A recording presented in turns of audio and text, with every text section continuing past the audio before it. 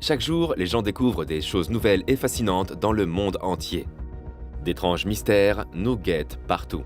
Les scientifiques ont du mal à expliquer comment des artefacts vieux de plusieurs siècles, des reliques de guerre, des fossiles et des créatures se sont retrouvés dans des endroits où personne n'aurait imaginé les trouver, par exemple dans des glaciers gelés sous la calotte glaciaire de l'Antarctique. La glace est un moyen de conservation assez efficace et les experts savent que les sommets enneigés et les épaisses couches de glace renferment de nombreux secrets et histoires, dont certains ont été découverts par l'humanité, tandis que d'autres restent encore cachés. De nombreuses choses étranges ont été découvertes dans la glace au fil des ans. Certaines de ces découvertes faites dans les toundras gelées de notre planète ont contribué à notre connaissance de la nature et de l'histoire. Personne ne sait pourquoi et comment certaines choses se sont retrouvées gelées dans la glace et ont été préservées pendant des centaines de milliers d'années, alors que d'autres ne l'ont pas été. Était-ce de la pure chance ou un système naturel de sélection? Nous ne le saurons probablement jamais. Les scientifiques et les archéologues ont découvert tout un tas de choses incroyables, préservées dans les épaisses couches de glace, sur des terrains si froids que même les organismes les plus résistants ont du mal à y survivre. Rejoignez-nous pour explorer certaines des choses les plus étranges trouvées gelées dans la glace qui ont choqué le monde entier. Numéro 1. Os de 200 ans. En 1985, un crâne à l'aspect étrange a été découvert sur la plage de Yamana, au Cap Shiref, sur l'île des Shetland du Sud, en Antarctique. Outre le crâne, les restes d'un fémur humain ont également été trouvés sur un camp de plage établi par des chasseurs de phoques au début du 19e siècle. Les deux ossements auraient appartenu à une femme originaire du Chili. Au moment de son décès, elle était âgée d'une vingtaine d'années. Les scientifiques pensent qu'elle est morte entre 1819 et 1825. Elle faisait partie des premiers explorateurs du continent gelé, et ces os sont en fait les plus anciens restes humains découverts en Antarctique. Les os ont été trouvés dans un camp de chasseurs de phoques, mais à l'époque où elle était en vie, il n'y avait pas de femmes chasseurs. Personne ne sait ce qu'une jeune femme du Chili faisait sur ce terrain difficile. Le crâne vieux de 200 ans correspond aux premières expéditions qui ont débarqué sur le continent. Croyez-le ou non, ces os de 200 ans ont plus de valeur que les fossiles d'animaux vieux de milliers d'années découverts dans la glace. Il s'agit en fait d'une découverte qui change la donne. Dans les décennies à venir, ces os et d'autres semblables serviront de base aux revendications territoriales du continent antarctique. De nombreux pays s'apprêtent aujourd'hui à revendiquer cette masse continentale isolée et gelée. Le traité de l'Antarctique, signé en 1959, a conféré à l'Antarctique le statut de réserve naturelle. Il était consacré à la paix et à la science, et toute activité liée aux ressources minérales était interdite. Mais le traité permet aux membres de revoir cette interdiction en 2048. Cela signifie qu'il est possible que cette interdiction d'exploitation minière et d'extraction des ressources soit levée. Et tous les membres du traité veulent revendiquer la plus grande part de ces ressources lorsque cela se produira. C'est pourquoi ces ossements sont incroyablement importants. Si le gouvernement chilien peut prouver que son peuple a habité sur le continent bien avant les autres, il sera en meilleure position lors des négociations. Numéro 2. La semence la plus ancienne. En 2008, une équipe de scientifiques russes, hongrois et américains a fait une découverte miraculeuse. Ils ont trouvé les graines d'une plante appelée Silene stenophila, près des rives de la rivière Kolyma. La Silene stenophila est une plante à fleurs que l'on trouve principalement en Sibérie. L'équipe de chercheurs a découvert les graines enfouies dans la glace et pense qu'elles ont été enterrées par un écureuil de l'ère glaciaire. Toutes les graines étaient enveloppées de glace et enterrées à près de 38 mètres sous le permafrost. Quelques-unes étaient matures tandis que d'autres étaient immatures. Les minuscules fosses contenant les graines étaient entourées de couches qui contenaient également des os appartenant à d'anciens mammouths, bisons et rhinocéros laineux. Après analyse et datation au radiocarbone des graines, il s'est avéré qu'elles avaient au moins 32 000 ans. L'équipe de scientifiques qui a découvert ces graines étudiait les terriers des écureuils terrestres lorsqu'elle a accidentellement trouvé les graines. Ils ont pu extraire du matériel végétal viable des graines et une équipe de scientifiques de l'Académie russe des sciences a pu faire germer cette plante à fleurs. Ils voulaient en savoir plus sur cette plante et la comparer aux espèces modernes de Stenophila. Les nouvelles et anciennes plantes se sont avérées presque identiques, mais la forme de leurs fleurs était légèrement différente. La découverte de ces graines vieilles de 32 000 ans a conduit les scientifiques à supposer qu'il existe probablement un dépôt de patrimoine génétique ancien dans le permafrost. Ils espèrent trouver d'autres espèces animales et végétales pour éventuellement tenter de les faire revivre. Numéro 3. L'Endurance. L'Endurance est le navire perdu du tristement célèbre explorateur de l'Antarctique, Sir Ernest Shackleton. Son épave a finalement été retrouvée sous les eaux glacées de la mer de Weddell. En 1915, le navire a été écrasé par de la glace et a coulé au fond de la mer. Shackleton et ses hommes qui se trouvaient à bord du navire ont eu la chance d'échapper au naufrage à pied et dans de petits bateaux. Le projet de recherche du navire disparu a été monté par le Falkland Maritime Heritage Trust. Ils ont utilisé un brise-glace sud-africain, l'Agulas II, équipé de submersibles télécommandés. Le navire repose dans 3 km d'eau depuis plus d'un siècle. Et étonnamment, il ressemble toujours à ce qu'il était le jour fatidique de novembre 1915, où il a sombré. Les poutres sont disloquées, mais elles sont encore très soudées. Le nom du navire, Endurance, est clairement visible sur la poupe. Selon l'archéologue marin Manson Bund, qui fait partie de l'expédition de découverte, il s'agit de la plus belle épave en bois qu'il ait jamais vue jusqu'à présent. Le navire est debout, fièrement dans le fond marin, intact et dans un état de conservation remarquable. La découverte de cette épave est un exploit passionnant. Selon le docteur John Shears, géographe polaire chevronné, ils ont réussi à mener à bien la recherche d'épaves la plus difficile au monde, en affrontant la glace en constante évolution, des blizzards et des températures glaciales qui sont descendues jusqu'à moins 18 degrés Celsius. Beaucoup pensaient que c'était une tâche impossible, mais ils sont là, avec des vidéos de l'épave qui déconcertent tous ceux qui les voient. Le navire a été repéré dans la mer de Weddell à une profondeur de 3008 mètres. L'épave a été étrangement découverte le jour du 100e anniversaire des funérailles de Shackleton. Depuis la découverte, les experts ont essayé de créer un enregistrement photographique détaillé des poutres et du champ de débris environnant. En vertu du traité international sur l'Antarctique, l'épave est un monument désigné et il est interdit de la perturber de quelque manière que ce soit. Aucun objet n'a donc été prélevé sur l'épave. Numéro 4. John Torrington. John Shaw Torrington était soutier dans la Royal Navy dans les années 1800. Il faisait partie de l'équipage de la malheureuse expédition Franklin de 1845, qui avait pour but de cartographier les régions inexplorées de ce que nous appelons aujourd'hui le Nunavut au Canada. Ils espéraient également trouver le passage du Nord-Ouest, une route maritime vers l'Asie passant par le nord de l'Amérique du Nord, et faire des observations scientifiques. Mais malheureusement, le destin avait d'autres plans pour cette expédition condamnée. John Torrington est la première personne à mourir au cours de cette expédition. Tous ceux qui étaient à bord des 2 navires transportant les membres de l'expédition ont fini par mourir dans la neige blanche et glacée. La plupart d'entre eux ont péri dans et autour de l'île King William. Le corps de Torrington a été enterré sur l'île de Beechey par les autres membres. Le voyage devait durer environ 3 ans et les navires étaient remplis de provisions adéquates. Mais après la fin du mois de juillet 1845, plus personne n'a vu ni entendu parler de l'équipage. Le corps de Torrington a été exhumé en 1984 par Owen Beatty, un anthropologue légiste. Il voulait déterminer la cause de sa mort. Les photographies du corps momifié de Torrington ont été largement publiées et ont inspiré de nombreuses œuvres musicales et littéraires au cours des années suivantes.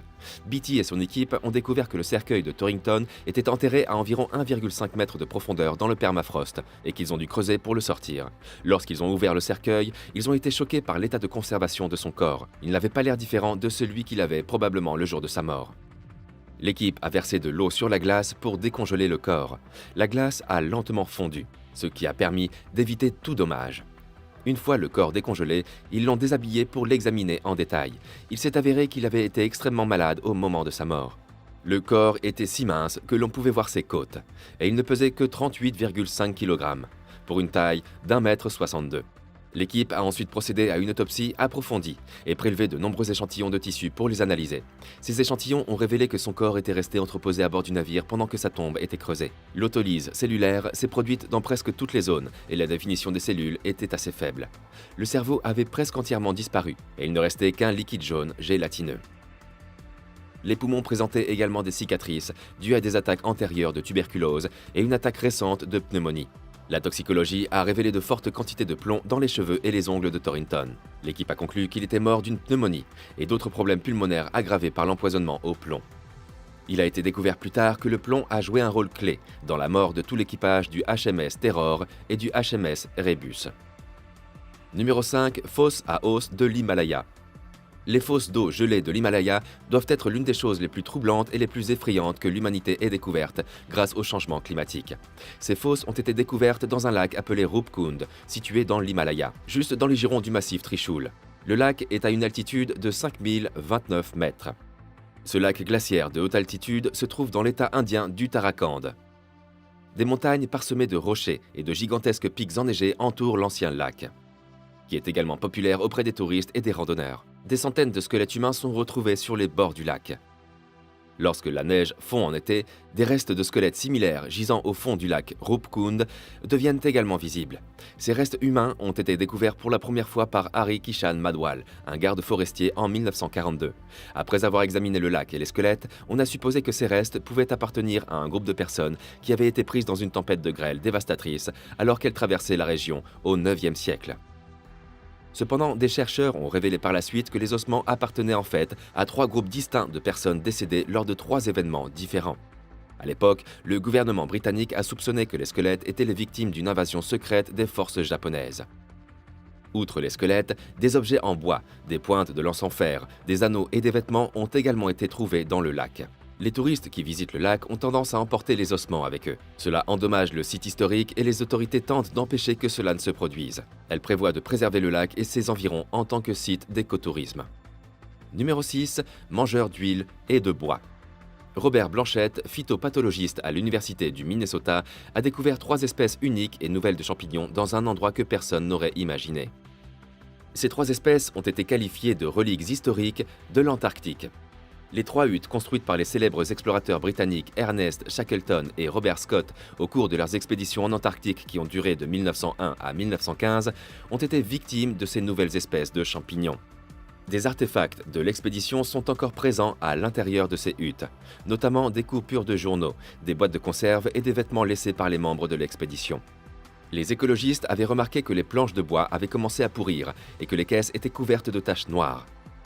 Auparavant, il n'existait aucune trace de champignons de dégradation du bois exclusivement originaires de l'Antarctique, car ils préfèrent les climats plus chauds. Mais à la surprise de Blanchette, l'ADN de ces 3 espèces était unique et ne correspondait à celui d'aucune espèce tempérée connue jusqu'à présent. Il était clair que les explorateurs n'avaient pas apporté ces 3 espèces en Antarctique. La force et l'endurance de ces champignons étaient déconcertantes et les scientifiques n'avaient aucune idée de la manière dont ils pouvaient survivre et prospérer dans des environnements aussi inhospitaliers. Pendant que Blanchette étudiait ces champignons mangeurs de bois, il a également découvert quelque chose de nouveau. Une espèce de champignon qui dévorait le pétrole déversé par les réservoirs de carburant que Scott et Ernest avaient laissés derrière eux. Cette découverte a changé la donne, car ces organismes peuvent être utilisés comme une méthode écologique pour nettoyer les marées noires des navires. Cependant, les champignons ne sont pas les seuls micro-organismes capables de dégrader les produits pétroliers. Des chercheurs de l'Université de Putra, Malaysia, travaillant en collaboration avec le Centre national de recherche antarctique de l'Université de Malaysia, ont réussi à isoler 2 nouvelles espèces de bactéries capables de dévorer le diesel. Celles-ci ont été trouvées sur la côte Scott et l'île Ross. Numéro 7. Chaussures de 5000 ans. La fonte des glaciers en Suisse révèle les secrets et les reliques qui sont restés cachés dans les Alpes suisses couvertes de glace depuis des milliers d'années. L'une de ces reliques a été découverte par des plongeurs, presque entièrement préservée.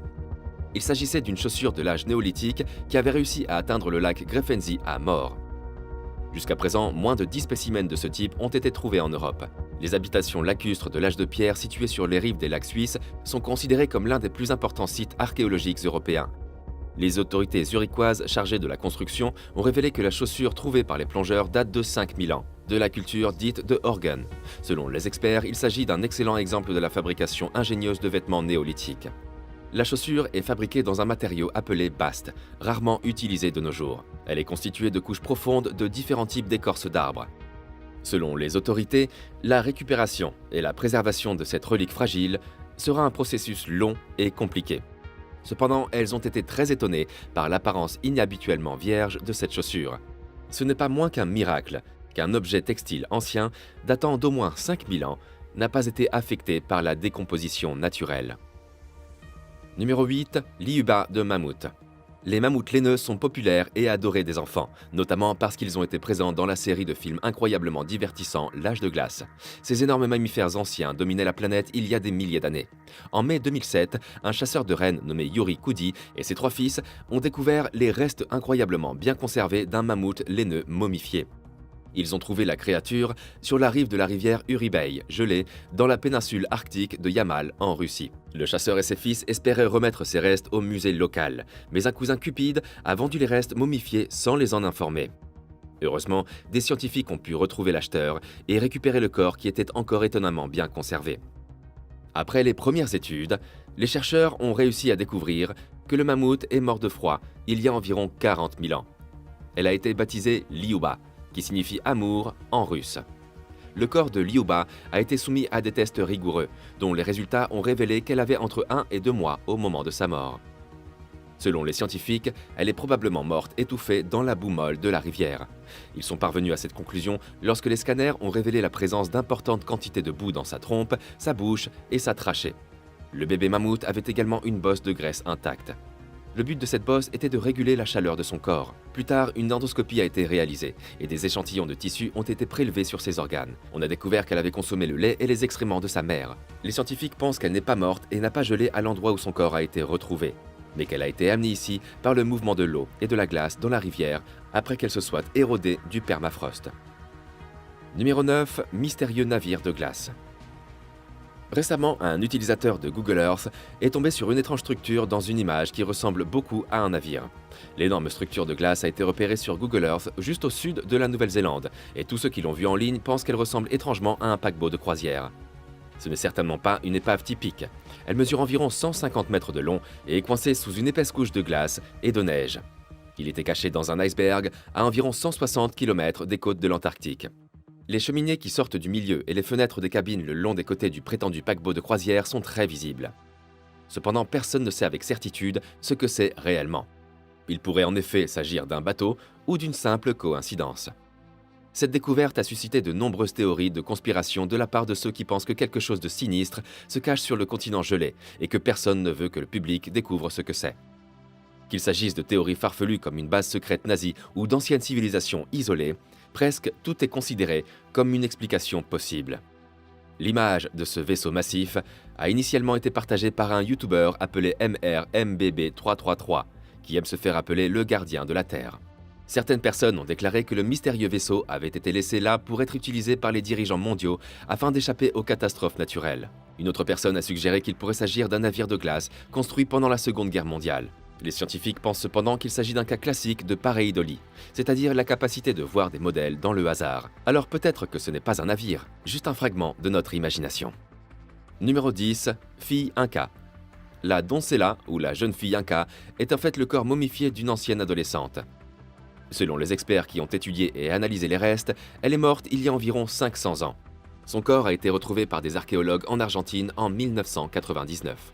Le corps a été étudié en détail. Les scientifiques ont été choqués de constater qu'elle n'était pas morte naturellement. Au contraire, il semble qu'elle ait été victime d'un sacrifice rituel pratiqué dans la cordillère des Andes. Lorsque les archéologues ont découvert son corps, elle portait une coiffe caractéristique et était vêtue d'une ancienne tunique traditionnelle. La jeune fille Inca n'a pas été trouvée seule dans la glace. Il y avait 2 autres corps momifiés avec elle. Ceux-ci appartenaient à 2 enfants. Ensemble, ces 3 jeunes momifiés sont appelés les enfants de Yuyalako.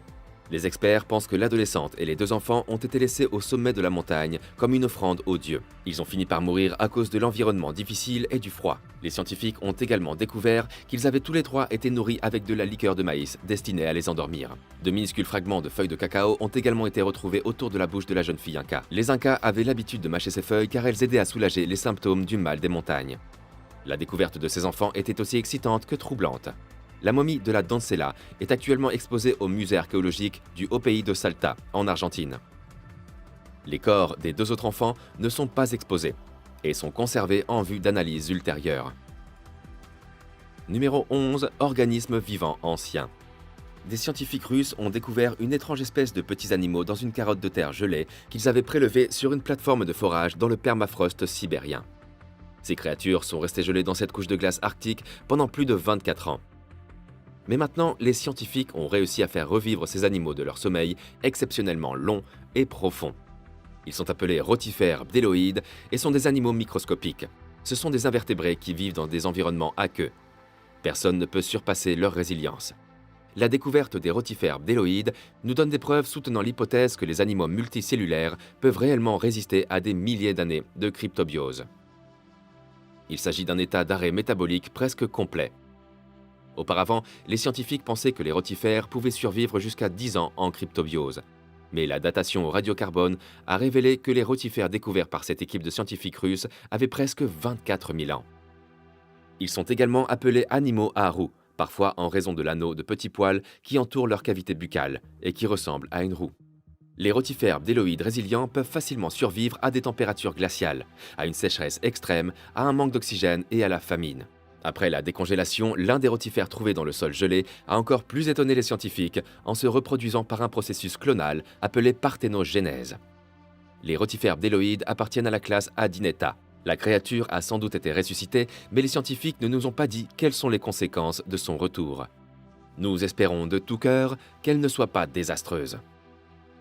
Numéro 12. Ancêtre des dinosaures. Dans une étude publiée dans les journaux of Vertebrate Paleontology, des scientifiques ont révélé qu'ils avaient découvert un fossile vieux de près de 250 millions d'années. Selon eux, il appartient à l'un des ancêtres des redoutables dinosaures. Son nom scientifique est Antarctanax shackletoni, mais on l'appelle aussi le roi de l'Antarctique. Il a presque la taille d'un iguane moderne et est l'ancêtre des dinosaures et des crocodiles. Il est appelé Shackletoni d'après l'explorateur du XXe siècle Ernest Shackletoni, qui a nommé la formation rocheuse dans les montagnes transantarctiques du continent antarctique. C'est à cet endroit que l'espèce a été découverte pour la première fois lors de fouilles. La roche s'appelle formation Fremow. C'est à cet endroit que lors de son expédition antarctique de 2010 et 2011, Brandon Peacock est tombé sur ce fossile incroyablement bien conservé. Antarctanax shackletoni avait vécu au début de la période triasique. Les os d'Antarctanax shackletoni, découverts par les archéologues, comprennent les os des jambes et des pieds, des vertèbres et quelques côtes. Les experts pensent que l'animal était un carnivore qui parcourait la planète lorsque l'Antarctique était encore rattaché au supercontinent appelé Pangée. L'espèce appartenait au groupe de reptiles Archosaures, dont le nombre a étonnamment augmenté alors que le reste des espèces habitant la planète diminuait juste avant l'extinction massive de la fin du Permien. Ce phénomène d'extinction a éliminé environ 70% de toutes les créatures vivant à cette époque. Les paléontologues sont très intrigués par ce mystère. Ils ne savent toujours pas pourquoi ces créatures ont prospéré pendant l'extinction de masse. Numéro 13. Trou de cryoconite. Un explorateur suédois voyageant à travers la calotte glaciaire du Groenland a été le premier à découvrir ces trous en 1870. Ces trous de cryoconite tirent leur nom de cryo, qui signifie glace, et conite, qui signifie poussière. Ce sont des trous cylindriques remplis d'eau qui ont tendance à se former à la surface des glaciers. On a trouvé des sédiments de couleur sombre déposés au fond de ces trous. Au-dessus des sédiments se trouve l'eau de fonte. La cryoconite est une combinaison de petites particules de roche, de suie et de micro. Cette combinaison de poussière se dépose sur les glaciers et la calotte glaciaire et son accumulation provoque la formation de ces trous. La cryoconite peut également contenir de la poussière provenant de déserts continentaux et de terres agricoles situées à des milliers de kilomètres. Les particules d'émission des centrales électriques, les cendres volcaniques et d'autres particules de poussière sont également transportées en Antarctique par les vents et se déposent dans ces trous de cryoconite. Ces particules sombres absorbent la chaleur de la lumière solaire et font fondre la glace qui les entoure, formant ainsi de longs trous cylindriques. La cryoconite coule au fond de ces trous et forme la couche de sédiments noirs, tout en fondant plus profondément dans la glace. En été, la fonte de la glace remplit ces trous d'eau. Tous ces facteurs contribuent à fournir les conditions optimales pour que les micro-organismes et les petits animaux se développent dans ces trous, formant ainsi des mini-écosystèmes. C'est assez étonnant de voir comment la nature a trouvé un moyen de soutenir la vie dans les endroits les plus étranges. À votre avis, quel genre de créatures vivent dans ces trous et que leur arrive-t-il lorsque l'eau gèle en hiver? Partagez vos réflexions dans la section des commentaires ci-dessous.